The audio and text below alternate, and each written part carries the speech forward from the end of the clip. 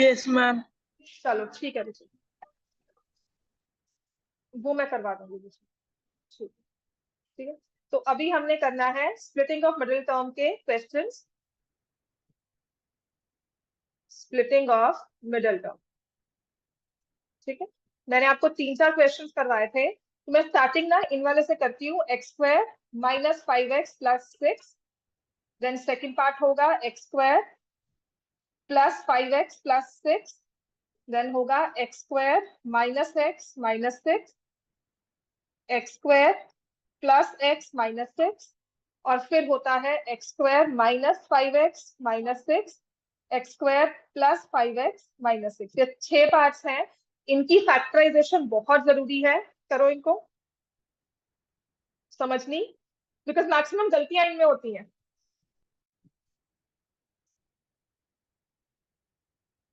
आज तो science class है आपकी, तभी नहीं आई था आदमी को। अच्छा मैं करवाती हूँ।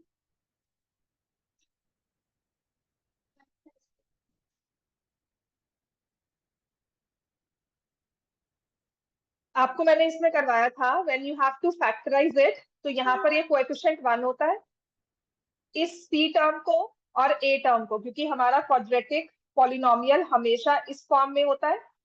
ए को बोलते हैं कोएफिशिएंट ऑफ एक्स स्क्वायर, सी को बोलते हैं कांस्टेंट टर्म, बी होता है कोएफिशिएंट ऑफ एक्स, या इसे बोलते हैं लीनियर टर्म।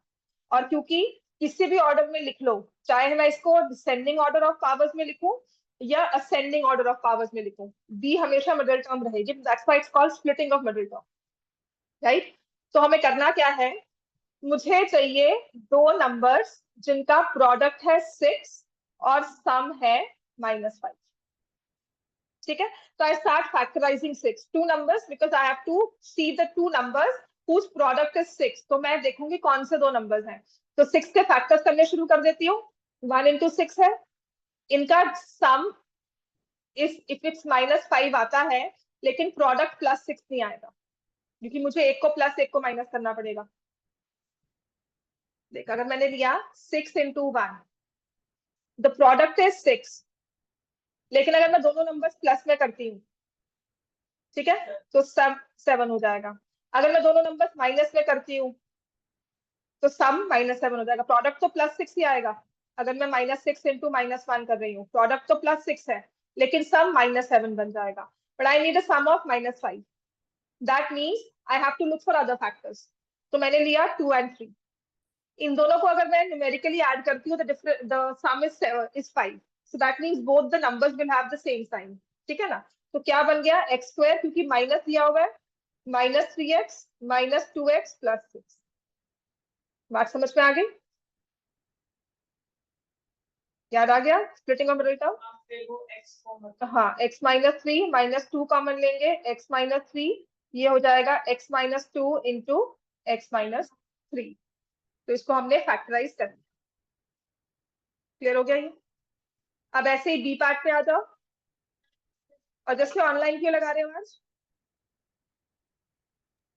मैम चेयर से गिर गया था तो हाथ टूट सा गया था, फिर स्कूटर चला नहीं पा रहा था। तो लिख तो पा रहे हो ना? मैम बीच बीच में बस थोड़ा लिख रहा हूँ, बट राइटिंग बहुत गंदी आ रही है। कोई बात नहीं, राइटिंग की नहीं, बस समझ लेना और लिखना जरूर इसको, ठीक है। मैम एक्स लिख तो स्क्वायर रहा प्लस हूँ। 5x, ठीक है, x square plus 5x plus 6, game मत खेलने जाना बीच में।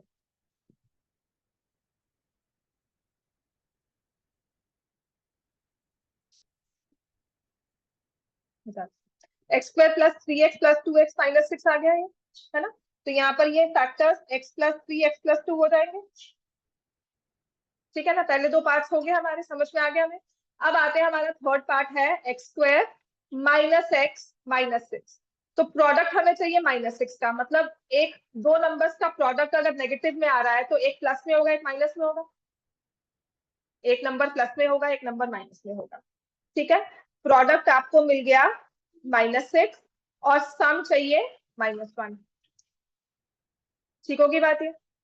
तो दो नंबर्स का प्रोडक्ट अगर -6 आ रहा है, लेट मी से यहाँ पर P एंड Q ले लो, क्योंकि A एंड B तो हम उसको कोएफिशिएंट्स में ले लेते हैं।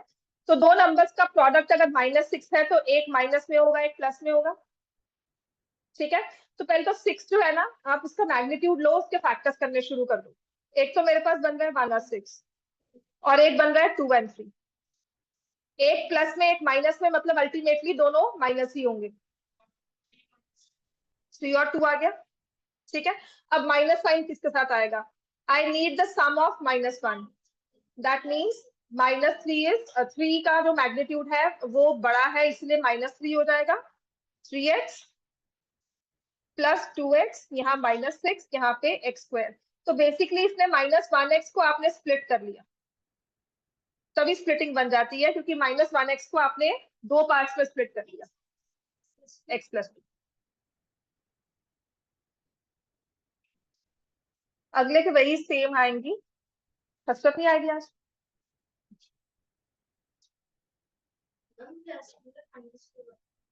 हाँ,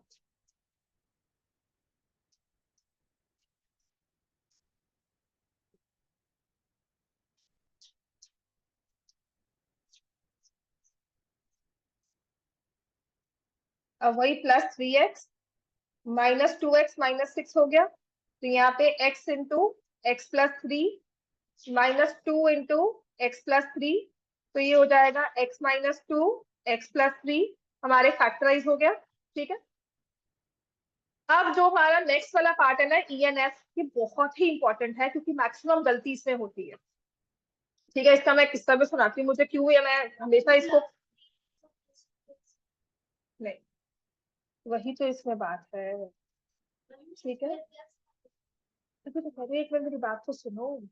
ठीक है, अब मेरी बात सुनो। ये क्वेश्चन DAV में 10th में आया हुआ है, और इसको पॉलिनोमियल्स में ही फर्दर यूज करते हुए, but for that we need to factorise it. अब उसके फैक्टर्स आपने ठीक से निकाले हो। तो एक बच्चा था 10th में, उसकी मदर का मुझे एक्चुअली कंसर्न फोन आया था कि मैम इतनी बेसिक नहीं आती तो आगे क्या करेगा बच्चा। तो इसमें कंफ्यूजन होती है। आपने क्या करना है, प्रोडक्ट लेना है -6 एंड सम शुड बी -1। ठीक है, तो आपने जो भी आपको नंबर दिया हुआ है ना, मैग्नीट्यूड दिया हुआ है 6, इसको तो फैक्टराइज कर ही लो। 1 और 6 हो गया। अब इनको देखो ना, -6 का प्रोडक्ट चाहिए, एक नंबर प्लस में होगा, एक नंबर माइनस में होगा, मतलब अल्टीमेटली दोनों को माइनस ही करना है, दो फैक्टर्स जो निकालोगे। तो डिफरेंस तो 5 आ रहा है ना, चाहे वो +5 हो चाहे -5 हो। समझ में आ गया? अगर आप 2 और 3 ले रहे हो, एक को प्लस लिखोगे, एक को माइनस लिखोगे, या इसको प्लस लिखोगे, इसको माइनस लिखोगे, या डिफरेंस +1 आएगा या -1 आएगा, तो मेरे फैक्टर्स क्या बन जाएंगे? माइनस। समझ में आ गया? तो ये आ गया x² -6x + x -6। सो टिपिकल केस, अगर 6 के साथ माइनस साइन लगा हुआ है और 5 आ गया आपके पास, तो it has to be factors of 1 and 6। तो ये आ गया x x -6 + 1 x -6, x + 1 x -6। और कभी गलती से अगर आपने इसमें 5 और 2 ले लिया, तो आप कोशिश यही करोगे कि -2x -3x करके आप इस तरह से बनाओ।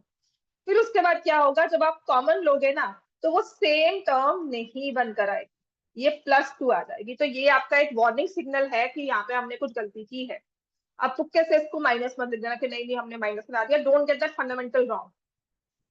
ठीक है, होती इसकी ये कॉमन एरर है इसका। 50% तो गलती कराते हैं, सच में कह रही हूँ। 50% का अकाउंट तो है ही है कि आधे बच्चे गलती करके आते हैं जल्दी में, कि -5 देखा 3 और 2 लिख लिया, राइट। बट जब आप ऐसे लिख रहे हो, बाई चांस गलती से हमने लिख लिया, तो when you start taking common, ये आपका मैच नहीं करेगा। So you have to be very alert, that means हमारी गलती है, ये हमारा वार्निंग सिग्नल है कि इसके फैक्टर्स 3 और 2 नहीं है। समझ में आ गया ये? अब सेम यही चल रहा है, बस फर्क क्या होगा, आपने अगर यहाँ पे -6 लिया था, तो यहाँ पे क्या आएगा, +6।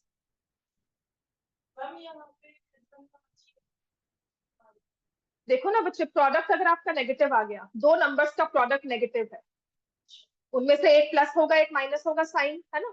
अगर ऑब्वियसली ये दो साइन ही अपने पास, दोनों को मल्टीप्लाई किया, नंबर जो मर्जी बड़ा हो, 6 × 3 करा है, -18 अगर चाहिए, तो दोनों में से किसी एक को नेगेटिव साइन के साथ होना बहुत जरूरी है। वो कौन सा है वो हम डिसाइड नहीं कर पा रहे, लेकिन मैं कहती हूँ सम जो है मेरे पास -3 है, तो आप क्या करोगे, 6 को माइनस साइन दे दोगे, 3 को बड़ा साइन दे दोगे। प्लस साइन दे दोगे, ठीक है।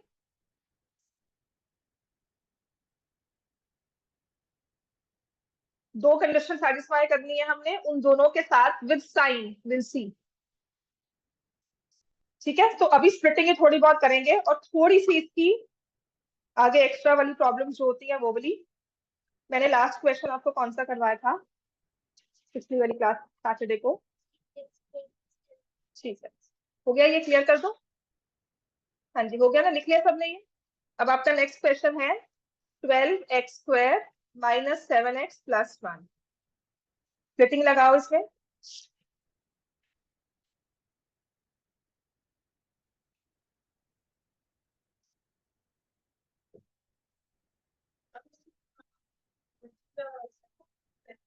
हाँ, अब इस वाले क्वेश्चन में और आपके पहले वाले में क्वेश्चन में क्या फर्क था कि वी ऑलवेज, जब तो x² का कोएफिशिएंट 1 था तो हमने इग्नोर किया, अगर x² का कोएफिशिएंट 1 नहीं है तो that coefficient needs to be multiplied with the constant term for factorisation.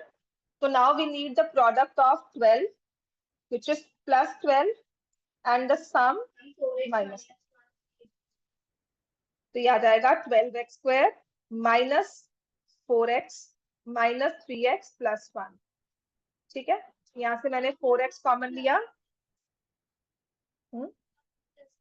तो बेटा डिफरेंस जो है इनका क्या हो जाएगा, -4 प्लस 3 -1 आ गया, ठीक है। वो -7 बनकर नहीं आया,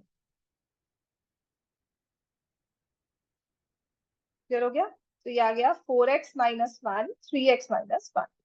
अब मैं यहां से आपको, मैंने एक चीज और पूछी थी कि व्हाट आर द जीरोस। ये तो आपने फैक्टराइज कर दिया कि कौन से दो नंबर्स को मल्टीप्लाई करके 12x² माइनस 7x प्लस 1 आएगा, आपने बता दिया मुझे। But if I ask you to find the zeros of this polynomial, तो आपको क्या करना होता है, जो आपके फैक्टर्स आ गए हैं 4x माइनस 1 3x माइनस 1, दो नंबर्स को मल्टीप्लाई कर रहे हो ना, तो इनको हमें जीरो बनाना है, इस पूरे नंबर को मुझे जीरो बनाना है, ठीक है ना। नहीं, इस पूरे नंबर को जीरो बनाना है, राइट।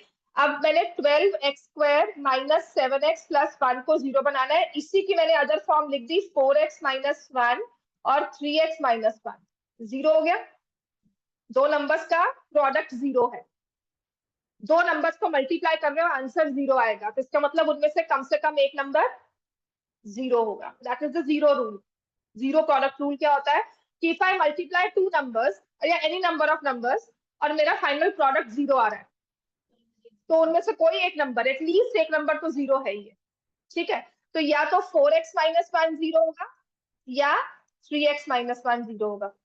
अगर 4x माइनस 1 को जीरो बनाओगे तो x 1/4 आ जाएगा, जिससे ये टर्म तो जीरो आ गई, ये नहीं आई, लेकिन प्रोडक्ट जो है वो जीरो आ गया। या फिर x की वैल्यू क्या होगी 1/3, तो इसके दो जीरोस कहे जाएंगे विच आर 1/4 एंड 1/3।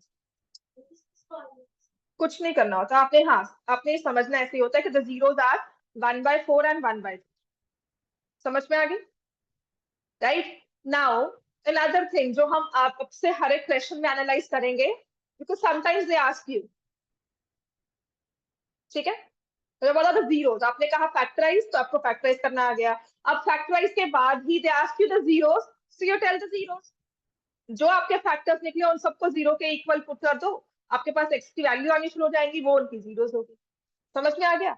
अब तीसरी चीज पूछते हैं कि जो इसकी जीरोस है वो कैसा नंबर है, फ्रैक्शन बनकर आया, तो इनको हम क्या बोलते हैं, रैशनल नंबर्स, ठीक है। So the zeros are rational. तो क्या इसकी जीरोस इंटेजर्स हैं, क्या 1/4 और 1/3 के अलावा कोई और जीरो होगी, नहीं होगी, ठीक है। तो क्या 1/4 को आप इंटेजर बोलोगे,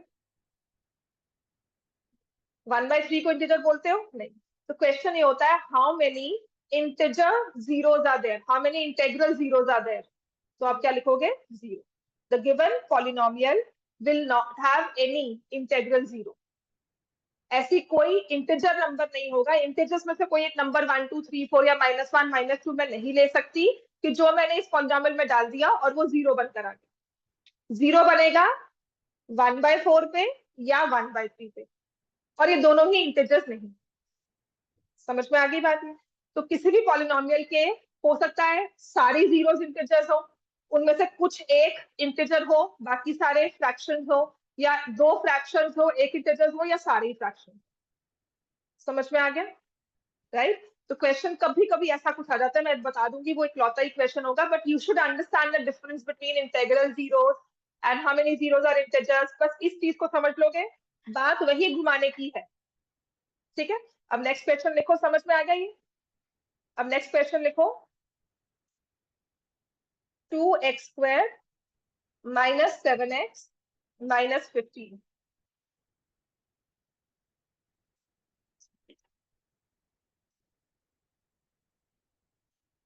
इसके बाद ना एक बार बुक भी निकाल लेना, या पहले ये पूरा करवा के फिर बुक करवा दूंगी, इसके बाद will start with the next exercise.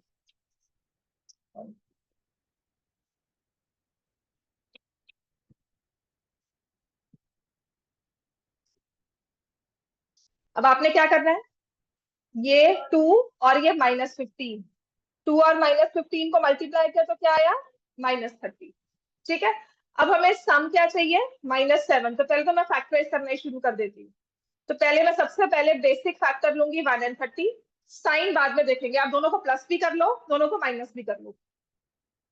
ठीक है, दोनों को प्लस किया 31, माइनस किया 29, नहीं है। अब मैं 2 के साथ देखूंगी, 2 और 15, प्लस किया 17, माइनस किया 13, -7 नहीं आया। देन आई डू 10 और 3। अब दोनों को प्लस करते हैं 13, but if I subtract them, answer 7 आ गया। अब मुझे क्या चाहिए, हाँ -7। अगर मुझे -7 चाहिए तो ऑब्वियसली आई टेक -10 + 3।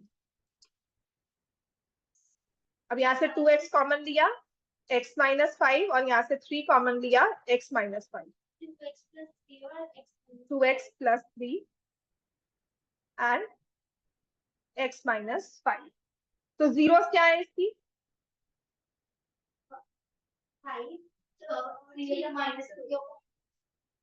तो how many integral zeros are there, 1। सिर्फ एक इंटीजर है जो इसकी जीरो बनकर आया। दो जीरोस में से एक इंटीजर है और एक फ्रैक्शन है, एक इंटीजर है और एक फ्रैक्शन है, दोनों ही रैशनल जीरोस हैं। ये इंटीजर है और ये फ्रैक्शन है, दोनों ही पर रैशनल नंबर्स हैं। एंड हाउ मेनी, अगर कहा जाए how many natural number zeros are there, how many zeros are natural numbers, 5 is a natural number. अगर -5 होता तो उसको आप नहीं लेते। सिर्फ इतनी सी बात समझने की है और कुछ नहीं है इसमें। इंटेग्रल होता पर नेचुरल नंबर नहीं होता। तो अगर आपने नेचुरल नंबर पूछा है तो आप 0 आंसर करोगे, कोई नेचुरल नंबर इसमें से है ही नहीं इसकी जीरो जो आ सके। ठीक है, बात क्लियर होगी? अब ऐसी नेक्स्ट क्वेश्चन लिखो, ये आपके एग्जाम्पल में भी है, which is 84 - 2r - 2r²।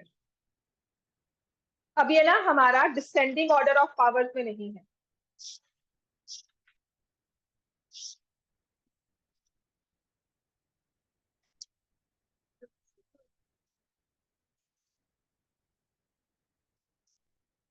पहली बात तो I can see all the coefficients are multiples of 2, so I can take 2 common.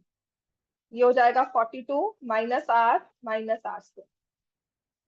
Then because I have this habit of arranging them according to descending powers, so 2 लिया, -r² - r + 40।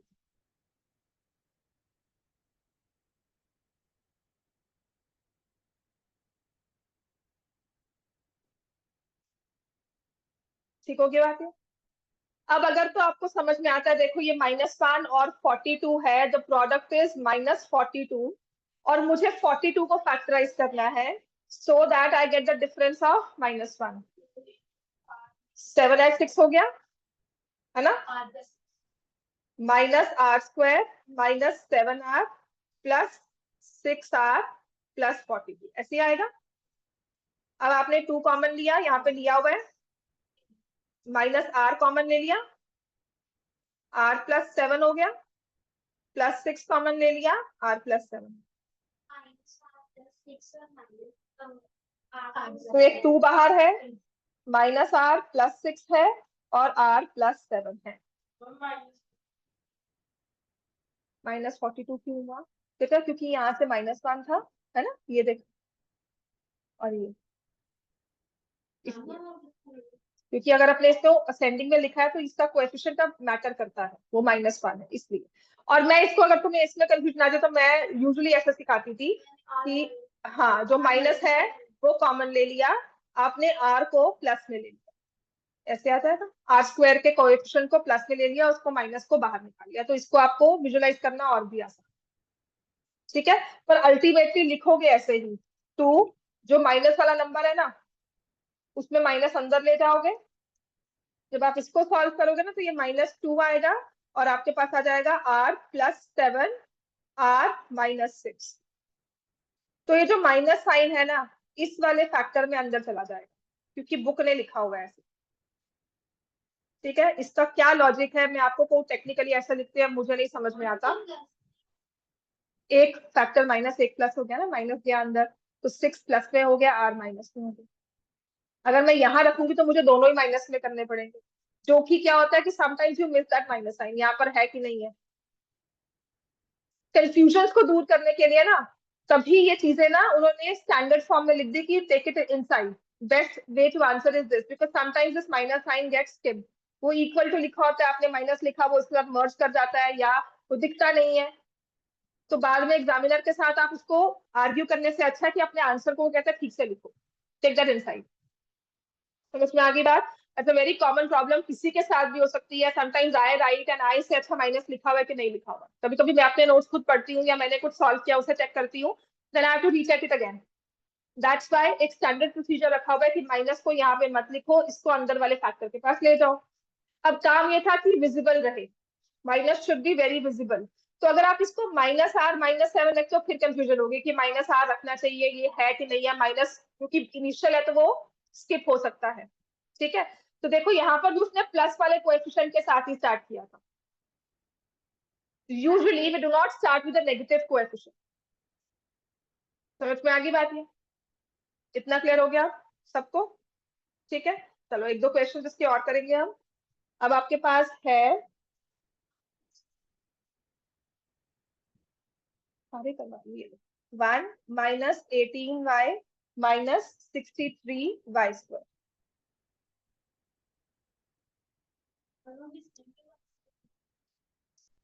हाँ, पर इसमें overall common कुछ नहीं निकलता।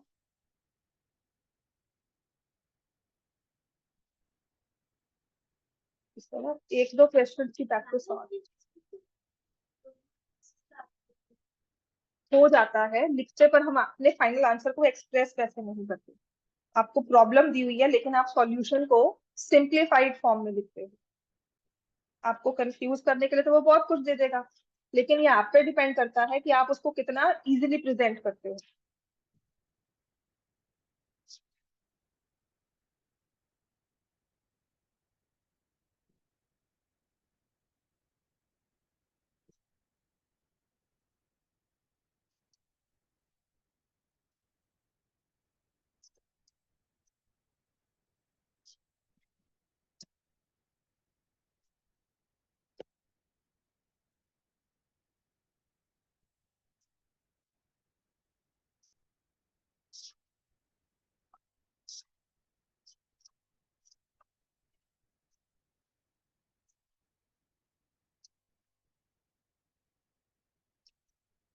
तो मैंने इसे लिखा -63y² -18y+1। ठीक है, तो प्रोडक्ट तो -63 चाहिए, right. So if I start doing, 2 से नहीं जाता, 3 से, 3 × 21 सॉर्टेड। ठीक है, तो ये आ गया -63y² -21y+3y+1।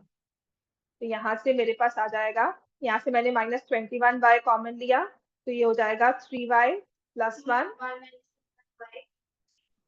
ठीक है, 1 - 21y × 3y+1। समझ में आ गया? अब नेक्स्ट लिखो। गलत है, 21y -1 आएगा। मैम 1 - 21/3y -1 आ रहा था। हाँ,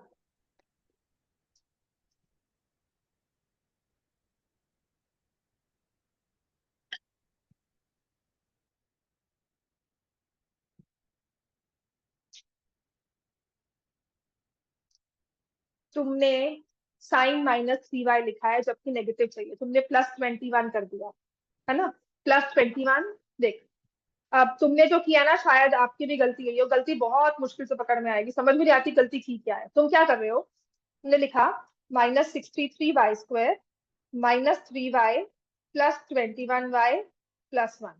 इसको फैक्टराइज मत कर, इन दोनों को प्लस ही कर। क्या होगा,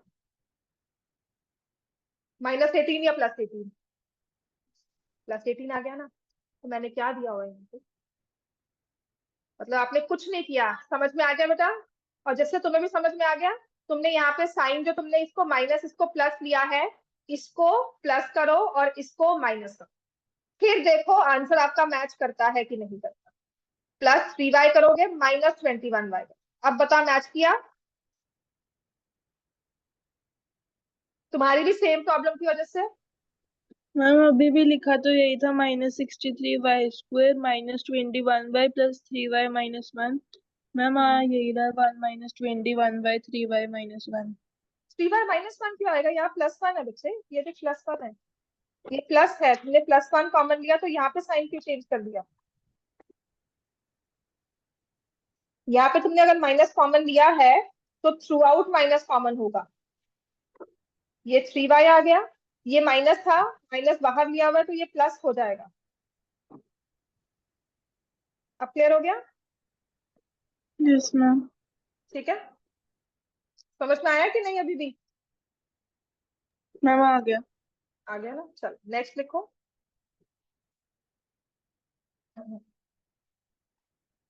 अब कुछ ऐसा नंबर होता है, मान लो दिया हो 2x³ +5x²y -12xy², है ना? ये तो क्यूबिक हो गया। अब क्या करें इसमें, पर थोड़ा दिमाग लगाओ। इसमें भी x है, इसमें भी x है और इसमें भी x है, तो पहले तो हम क्या करेंगे, x को कॉमन ले लो। 2x² +5xy -12y²। ठीक है, अब हुआ क्या है, पहले वाले क्वेश्चन में और इसमें क्या फर्क है, वहां पर एक सिंगल वेरिएबल था, यहाँ पर दो वेरिएबल्स दे दिए, x² दिया हुआ है यहाँ पर और यहाँ दिया हुआ है y², और इन बिटवीन वाली टर्म है xy की। आइडेंटिटी नहीं लगेगी इसमें क्योंकि ये परफेक्ट स्क्वायर्स नहीं है। ठीक है, तो इसमें हम क्या करेंगे, आपने y² को एज अ कांस्टेंट ही ट्रीट कर लो। y एज अ कोएफिशिएंट की जगह ना, y एज अ वेरिएबल की जगह y को अगर एज अ कांस्टेंट ट्रीट करोगे तो आप क्या करोगे, 2 × 12 लिया, माइनस में है, -24 हो गया।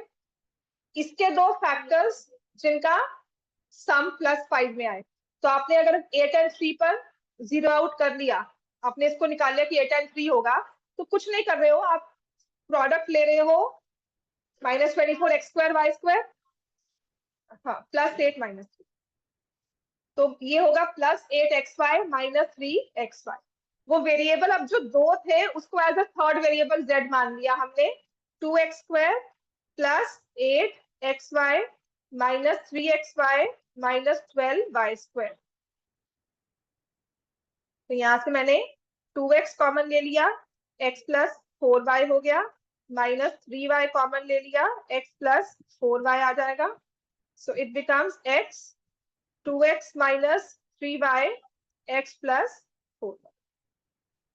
क्लियर हो गया? स्प्लिटिंग का क्वेश्चन है, हो सकता है ये आ जाए, वैसे बहुत कम चांसेस होते हैं ये। इतना क्लियर है? अब नेक्स्ट लिखो।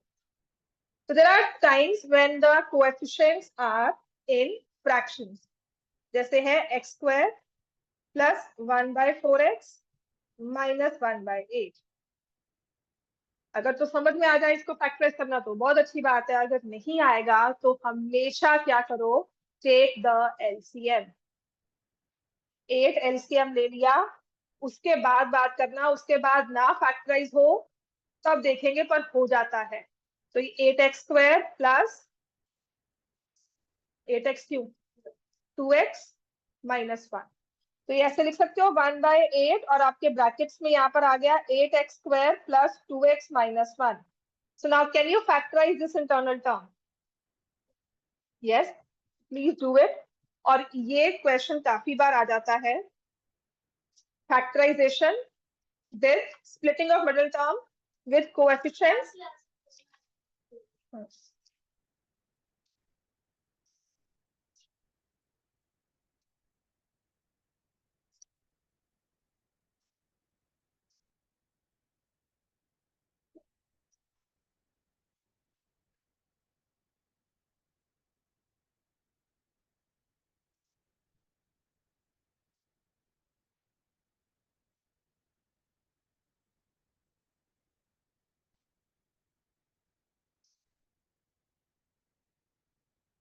वो अलग से रहेगा 1/8। हाँ, इसको नीचे कर दो उसको 1/8 और ये आ जाएगा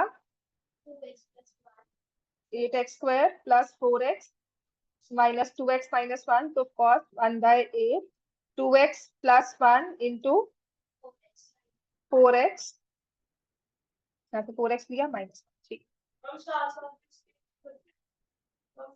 फैक्टराइज करने को कहा होता है ना इसको, तो इसको अपने 3 फैक्टर्स में मल्टीप्लाई करते हैं। इसको मैं कहूंगी ऐसे लिखो। देख, लिखने का वे होता है, तुमने फैक्टर्स बनाकर लिखा है इसको। ये 3 नंबर्स को मल्टीप्लाई करोगे तो आपके पास ये फाइनल आंसर आ जाएगा। ठीक हो गया? इतना क्लियर है? नेक्स्ट लिखो। इसके 1-2 क्वेश्चन ना विद फ्रैक्शन वाला मैं करवाती हूँ, पर अगर आपको कुछ इस तरह से दिया हो, ये 2 क्वेश्चन करो और एक ये वाला क्वेश्चन है।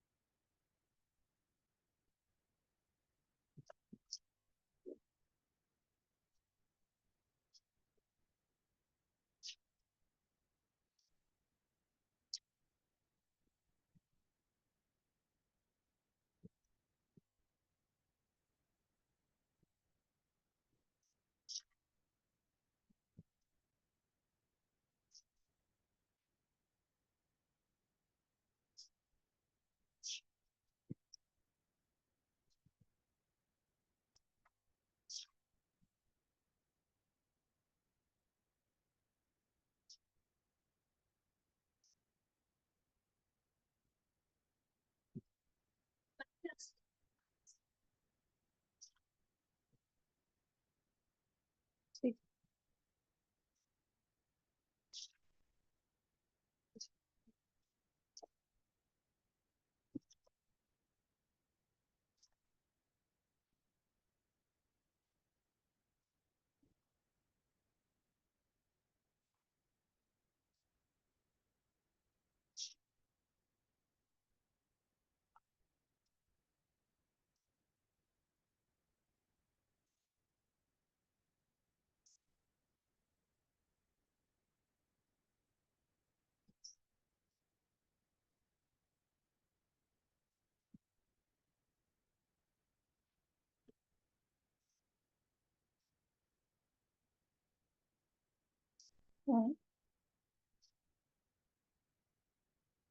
बस बेटा आज की क्लास लगेगी, कल एक बार हो जाएगा, उसके बाद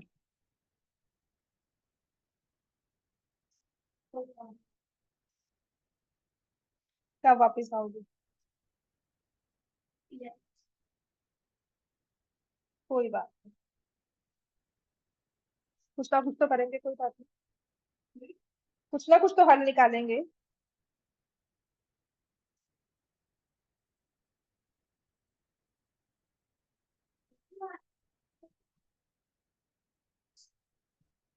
बताती हूँ, बताओ, सिर्फ बताओ। ठीक है, अब मैंने पहले क्या किया, यहाँ पर 2y² दिया हुआ था, तो 10 and 9 बन गया। ये तो समझ में आ गया, 2y² plus 10y minus 9y minus 45। So it will be 2y minus 9 and y plus 5। पहले वाले का 2y minus 9 and y plus 5 आ गया। तो अब यहाँ पर हमें लगता है पता नहीं क्या दे दिया, आपने मल्टीप्लाई किया तो ये 12x² plus 7x minus 10, then again splitting of middle term आ गया कि 3 टर्म्स क्वाड्रेटिक एक्सप्रेशन, या तो आप मतलब आप मानकर चलना स्प्लिटिंग तो हो ही जाएगा अगर आपको परफेक्ट स्क्वायर्स नहीं दिखते हैं। ठीक है, तो 120 हो गया, 120 1 into 120, 2 into 60, 3 into 40, 4 into 30, 5 into 6 into 20, 7 8 से जाएगा। कुछ नहीं समझ में आए ना तो ये सब करना शुरू कर दो, बस मैं सच में कहती हूँ हमेशा वर्क करता है। ठीक है, स्टार्ट कंसेक्टिवली बड़े आराम से एक एक चीज करना स्टार्ट कर दो। तो ये आ जाएगा 12x² plus 15x minus 8x minus 10। Clear हो गया बच्चे? तो यहाँ से 3x कॉमन लिया,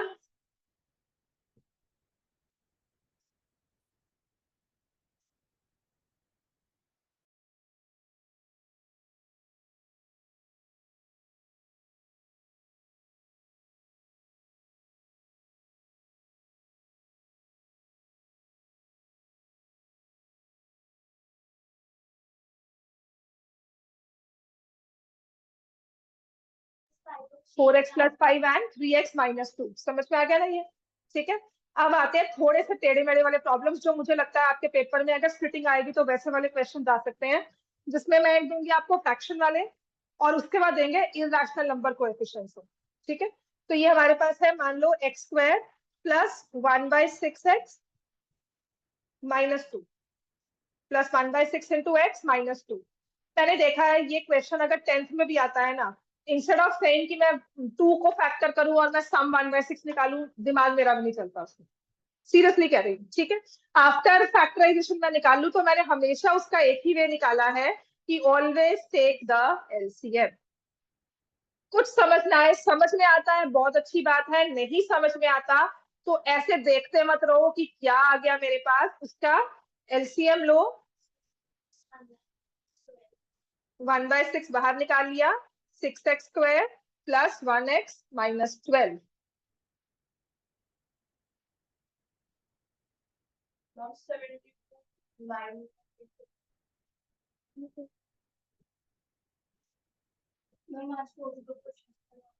कौन सी बताओ? हाँ वो मुझे बता दो अभी। कल नहीं आना? कब तक नहीं आना? 11 तक? कल क्या है? 4th है ना? 4th 5th 6th, बीच में एक बार टेस्ट भी हो जाएगा।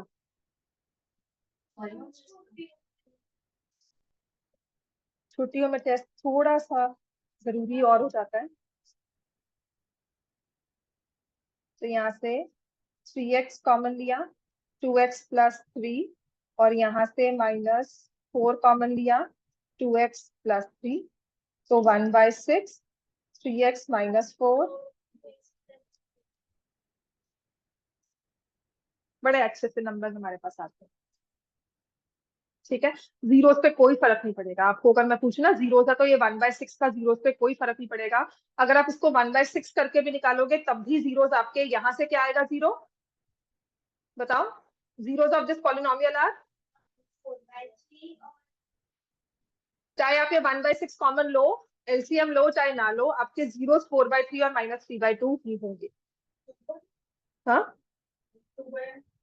1/6 से करो चाहे ना करो, जीरोस हमेशा 4/3 और माइनस 3/2 ही होंगे। अगर आपने 1/6 से मल्टीप्लाई किया तो किसी एक टर्म को किया है, दोनों को नहीं कर रहे हो। ठीक है, तो ये आपने लिखा 3x/6 माइनस 4/6, और ये आ गया 2x प्लस 3। ठीक है, तो ये आ गया 1/2x माइनस 2/3 आ गया। मैंने 1/6 से इस टर्म को मल्टीप्लाई कर दिया, 3x/6 माइनस 4/6 हो गया बच्चे। फिर मैंने कटिंग कर दी, 1/2x माइनस 2/3 हो गया। ये तो ऐसे टेस्ट रहा ना, इससे तो माइनस 3/2 ही आ रहा है। ठीक है, अब इसको इक्वल टू 0 किया तो आपके पास क्या आएगा? अब x की वैल्यू क्या आएगी? कोई फर्क नहीं पड़ने वाला, zeros will be the same. समझ में आ गई बात? बट ये क्या है कि थोड़ा विजुलाइज करना हमारे लिए आसान हो जाता है। फैक्टराइज करना, फ्रैक्शंस में मल्टीपल ढूंढना मे भी मुश्किल हो, अगर समझ में आता है वेल एंड गुड। मुझे समझ में आ गया था कि ये 1/3 और 1/2 के साथ होगा। ठीक है, अगर नहीं समझ में आता मत उलझो उस चीज में, वो बहुत बात की बात है। आप इसको एलसीएम लो एंड देन सॉल्व। ठीक है, अब एक क्वेश्चन और देती हूँ ऐसी फ्रैक्शन का जो बोर्ड्स में भी आया हुआ है। ये है 7y² माइनस 11/3y माइनस 2/3। मान लेना अगर ये क्वेश्चन मैं बोर्ड्स कह रही हूँ ना, और बोर्ड्स में ये चीज बहुत इजी है, तो द थिंग इज आपको वो एक्सप्रेशन ही फैक्टराइजेशन के लिए ऐसा दे देंगे कि जो लगेगा कि पता नहीं क्या हमें दे दिया।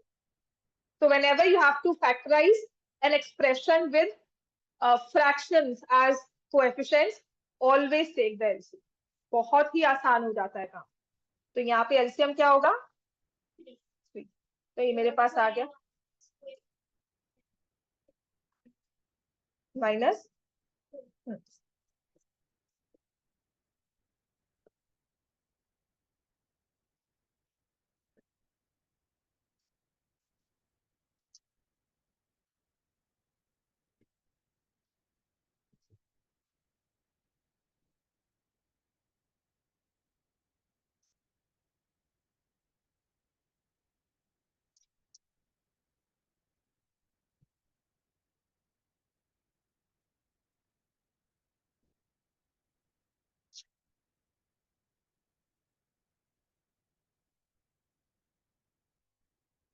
हाँ जी, क्या फैक्टर्स बने इसके?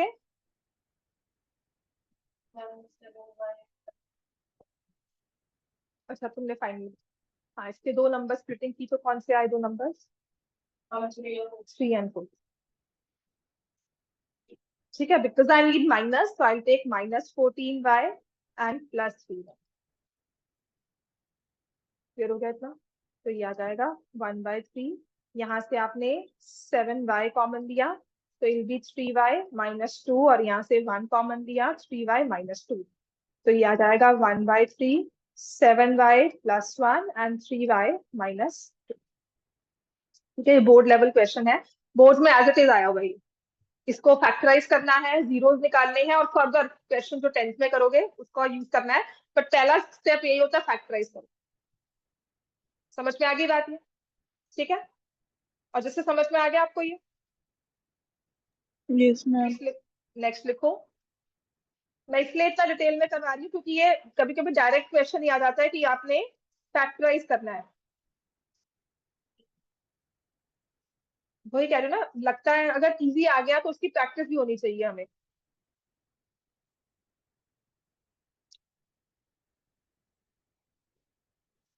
तो again I will take the LCM.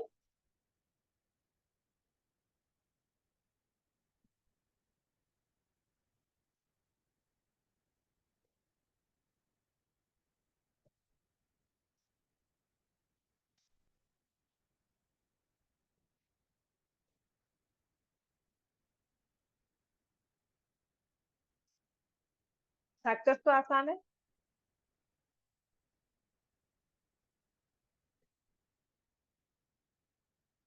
समझ में आ गया ना? देखो यहाँ सोच सोच का दिमाग खप जाता है, और यहाँ पर हमारे पास डायरेक्टली फैक्टर्स आ जाते हैं।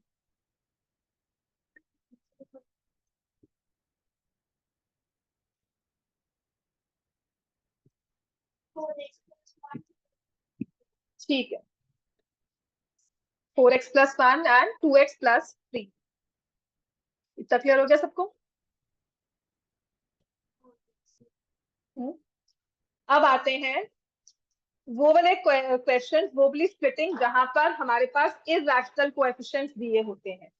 ठीक है, तो पहला वाला question low, which is 7√2x² -10x -4√2। अगर स्प्लिटिंग जाने के चांसेस कह रही हूं ना, या तो वो वाला नंबर होगा जहां पे r² नेगेटिव में था, x² की टर्म नेगेटिव में होती है, या तो वैसे वाले क्वेश्चन आएंगे स्प्लिटिंग में, या फिर फ्रैक्शन वाला आ जाएगा, या फिर ऐसे इरैशनल कोएफिशिएंट्स वाले आ जाएंगे। इसमें कॉन्सेप्ट हमारा वही लगेगा।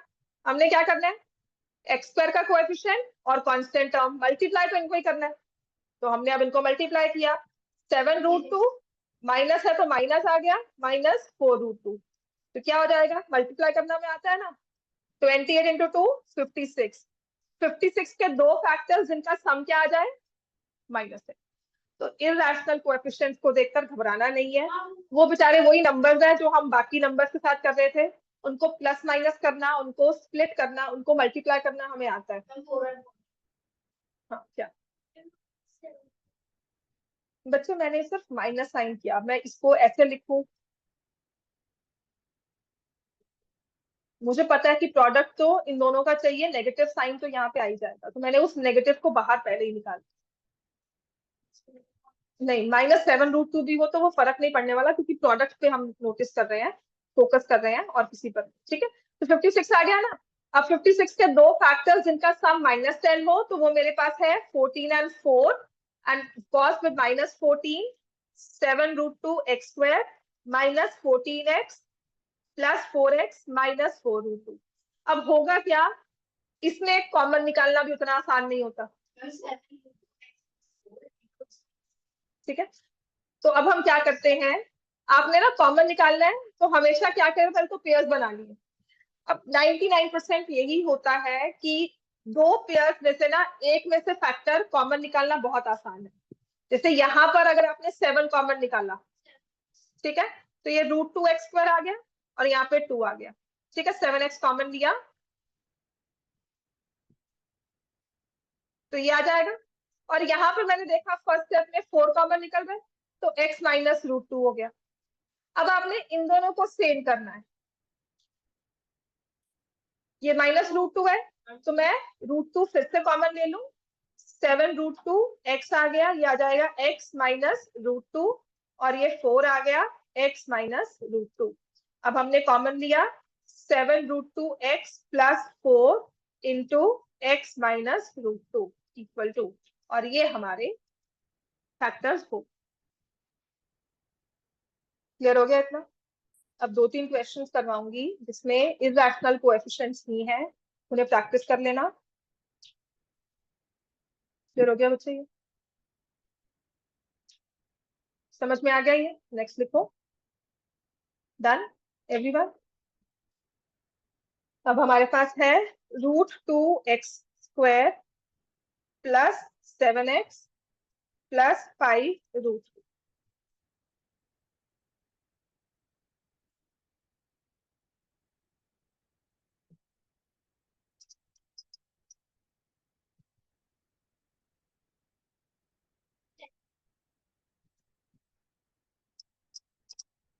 दोनों को मल्टी 3 और 7, 3 और 10, फिर से क्या कर रही हो। 2 और 5, हाँ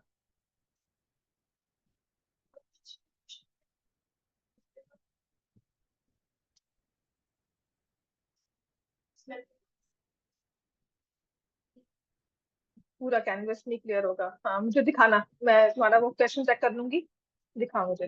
सर ये वाला लिख लो पहले।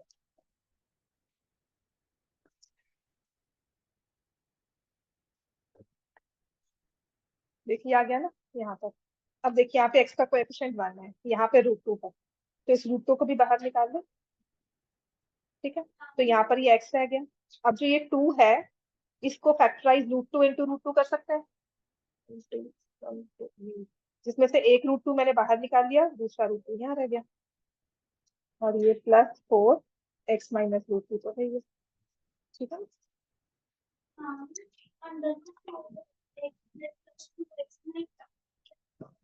वो बताती हूँ, ठीक है, ये समझ में आ गया इतना। तो मैंने अब यहाँ पर इसको फैक्टराइज किया, तो पहले मैंने 5x लिख लिया, फिर 2x लिख लिया, फिर 5√2 लिख लिया, पहले 2x लिख लिया, प्लस 2x प्लस 5x। मैंने आपको कहा था इन दोनों में से एक पेयर तो बहुत अच्छे से फैक्टराइज होगा, आपने 5 कॉमन लिया, x प्लस √2 आ गया। अब यहाँ पर आपको क्या लगता है कि क्या कॉमन, यहाँ पर मुझे x² x तो आपने कॉमन निकाल ही लिया, ठीक है। अब दूसरे वाले फैक्टर में x का कोएफिशिएंट 1 है, तो यहाँ पर भी जो x आएगा उसका कोएफिशिएंट मुझे 1 रखना होगा। तो इसके पास कोएफिशिएंट √2 है, मैंने √2 बाहर निकाल लिया। अब यहाँ पर बेसिकली होता क्या है कि जब आप कॉमन निकालते हो तो जो दूसरी टर्म है उसको डिवाइड कर देते हो उस फैक्टर के साथ। तो 2 को √2 से डिवाइड किया तो √2 आ गया। ये थोड़ा सा प्रैक्टिस के साथ सेम क्वेश्चंस को बार बार रिपीट करोगे, अपने आप खुद सॉल्व करोगे तो हो जाएगा।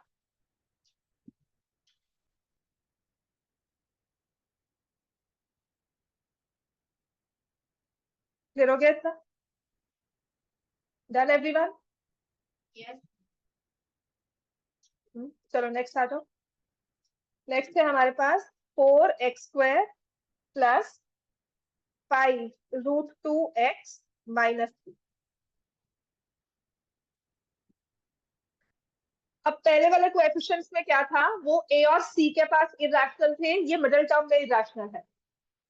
ठीक है, कॉन्सेप्ट हमारा वही रहेगा। क्या है, ये 4 और ये -3, मल्टीप्लाई कर दो इसको, क्या आ गया। अब चेक करो, मिडिल टर्म में स्क्वायर रूट है, कौन सा नंबर के पास स्क्वायर रूट है, 2।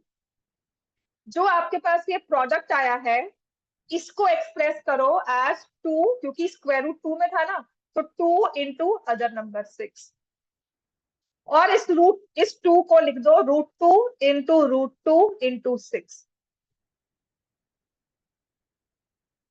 अब कोशिश करो, √2 तो आपका रहा, आपका जो 6 है ना वो फैक्टराइज होकर इनके पास जाएगा ताकि आपका सम बन जाए -12।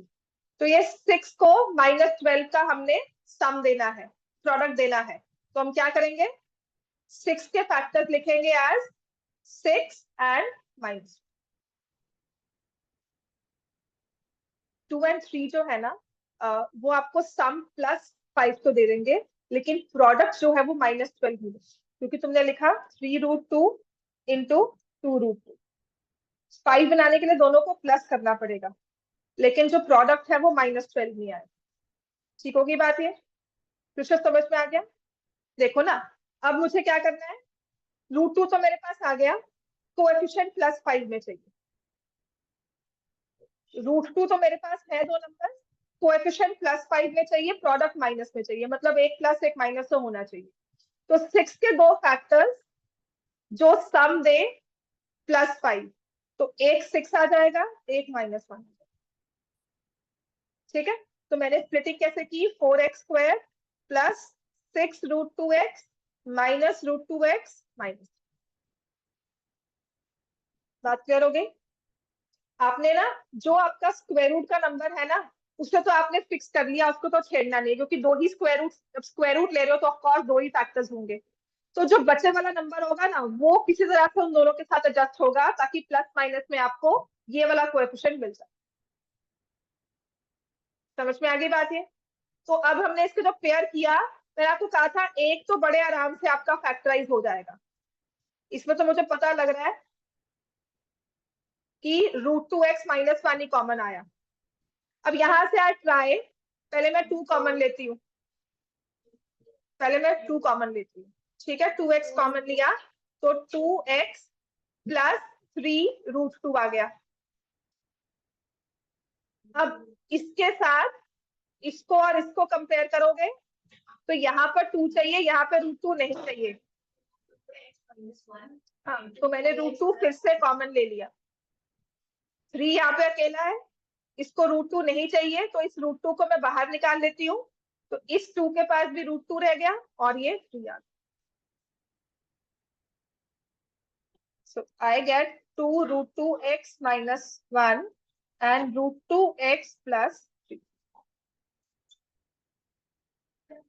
Good afternoon. क्लियर हो गया? इन्हीं को रिवाइज कर लेना, कल ये plus splitting of factorisation of cubic polynomials वो कर